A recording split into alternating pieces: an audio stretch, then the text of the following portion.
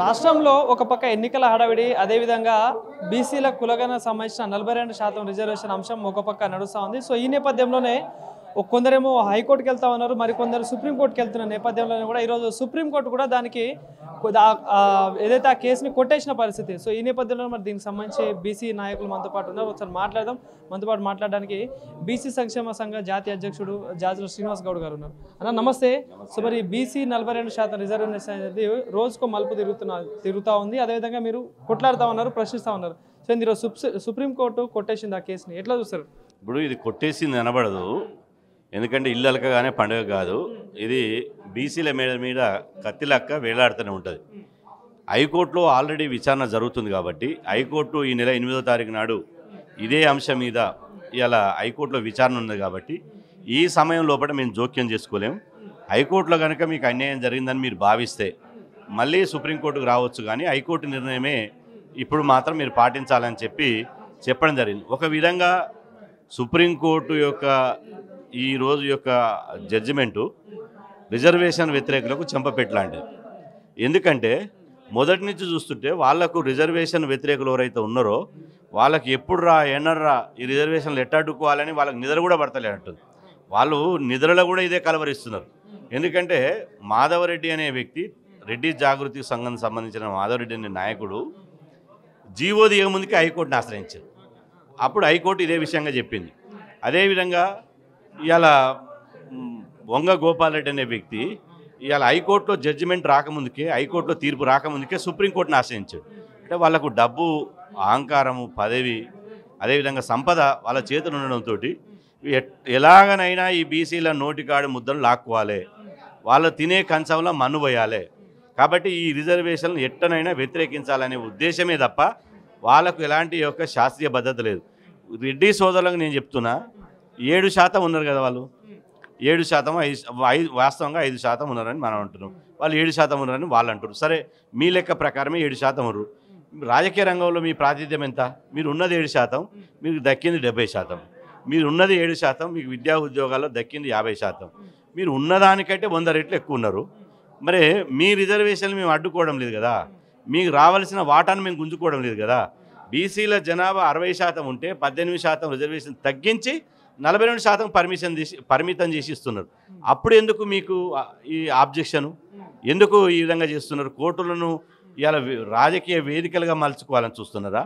ఇలా ఖరీదైనటువంటి న్యాయవాదులను పెట్టి ఇవాళ వాళ్ళను బీసీ రిజర్వేషన్ అయినా స్టేలు తీసుకురావాలి, ఎన్నికలు జరగవద్దు, తెలంగాణ రాష్ట్రంలో బీసీలంతా గందరగోళ పడాలి, ఎవరు పోటీ చేయడానికి ముందుకు రావద్దు, ఈ ఎన్నికలు అవుతాయా కావా అనే ఉద్దేశంతో ఉంటున్నారు తప్ప నిజంగా ఇలా నిజమైన రెడ్లు ఇట్లుండరు. గతంలో ఉన్నటువంటి రెడ్లు పేదవానికి న్యాయం జరుగుతుందంటే జరగాలనే రెడ్లు ఉన్నారు.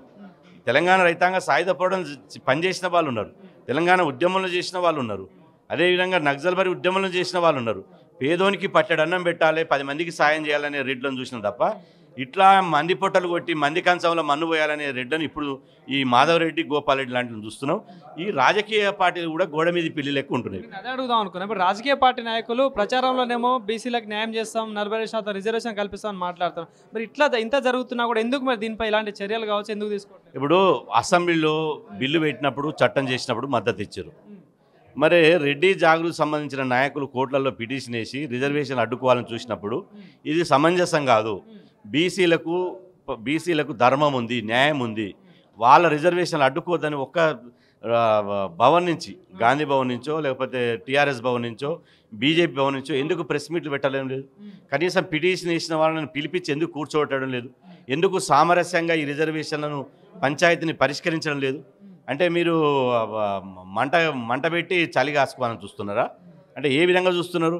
అంటే మీ వైఖరి రాజకీయ పార్టీలు ఎట్లా ఉందంటే రెడ్డీలు బీసీలు తన్నుకోవాలి, రెడ్డీలు బీసీలు కొట్లాడాలి, అప్పుడు మేము ప్రేక్షకులు లెక్క సినిమా చూసినట్టు చూస్తామనే పద్ధతిలో ఉన్నారు. ఇవాళ శవాల మీద పేలాలు ఏరుకునే చందంగానే చూస్తున్నారు తప్ప ఇవాళ మీరు నిజంగా రాజకీయ పార్టీలకు బాధ్యత లేదని నేను అడుగుతున్నాను. బాధ్యత ఉంటే ఇదే విధంగా వ్యవహరిస్తారా? కాబట్టి ఇక్కడ ప్రధానంగా రాజకీయ పార్టీలు బాధ్యత వహించాలి. అదేవిధంగా మూడో విషయానికి వస్తే, ఇప్పుడు గవర్నర్ గారు బిల్లు చట్టం చేసి పంపించారు. దాదాపు 2 నెలలు, నెల 15 రోజులు కావస్తుంది. ఎందుకు గవర్నర్ గారు ఆమోదించడు? బిల్లు చేసినప్పుడు మాత్రం గవర్నర్ గారు ఆమోదించి ఢిల్లీకి పంపిస్తాడు. కానీ చట్టం చేసి అమలయ్యే పరిస్థితి ఉన్నప్పుడు రాజ్భవన్ వేదిక చేసుకుని గవర్నర్ గారు ఆమోదించాడు. అంటే గవర్నర్ గారు బీసీల విషయాలు పట్టవా? బీసీలు 2.5 కోట్ల మంది బీసీల అసెంబ్లీలో ఒప్పుకున్న ఎమ్మెల్యేలు కావచ్చు, వాళ్ళందరూ ఎందుకు మరి పోయి అడగట్లేరు కావచ్చు, అటు వాళ్ళ పార్టీకి సంబంధించిదే కదా. ఇప్పుడు నేను చెప్తున్నా కదా, అన్ని రాజకీయ పార్టీలకు బీసీలు అంటే సౌతి తల్లి ప్రేమ. బీసీలకు మీద రాజకీయ పార్టీలకు చిత్తశుద్ధి లేదనడానికి ఇది కారణం. ఇవాళ అనేక విషయాల మీద మాట్లాడేటువంటి పార్టీలు ఇంత బర్నింగ్ విషయంలో, ఇంత బీసీలకు చారిత్రాత్మకంగా అన్యాయం జరుగుతున్నది ఈ విషయంలో, ఇది బీసీ రిజర్వేషన్లు రాత్రికి వచ్చినాయా? ఈడబ్ల్యూఎస్ రిజర్వేషన్లు కనుక ఏ కమిషన్ వేయలే, ఆ కులగణన చేయలే, ఏ డెడికేటెడ్ కమిషన్ వేయలే, వాళ్ళ జనాభా ఎంత ఉందో తెలియదు. కానీ రాత్రి ఈడబ్ల్యూఎస్ రిజర్వేషన్లు 10% పెట్టారు. కానీ ఒక 7 దశాబ్దాలుగా కొట్లాడ పెడుతున్నాం, 7 దశాబ్దాలుగా బీసీలను కొట్లాడుతున్నాం. మా రిజర్వేషన్లు మా వాటా ప్రకారం మాకు రావాలి, విద్యా ఉద్యోగ రాజకీయ రంగంలో మా వాటా దక్కాలని మేము కొట్లాడుతున్నాం. ఈ కొట్లాడిన తర్వాత పార్టీలు ఒప్పుకున్నాయి, పార్టీలు డిక్లేర్ చేసిన తర్వాత అఖిలపక్ష పార్టీలు ఒప్పుకున్నాయి, అసెంబ్లీలో బిల్లు చేసి చట్టం చేశారు. కానీ గవర్నర్ గారు ప్రజాప్రతినిధులు చేసిన చట్టాన్ని ఆమోదించకుండా ఇటు ప్రజాప్రతినిధులను ఇటు బీసీలను అవమానిస్తున్నాడు.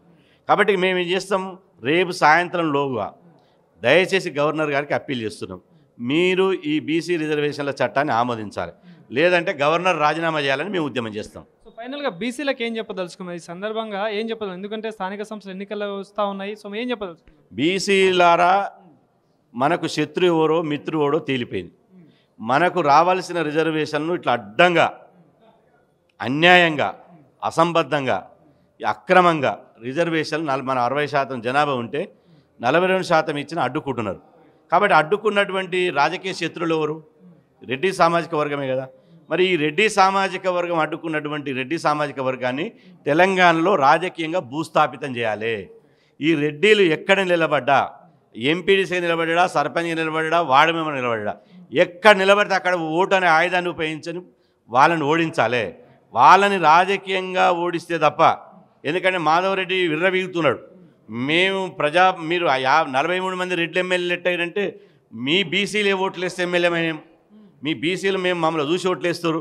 ఈ వారసత్వ రాజకీయాలకు, కుల రాజకీయాలకు, ధన రాజకీయాలకు, రెడ్డి ఆధిపత్య రాజకీయాలకు చరమగీతం పాడాలి.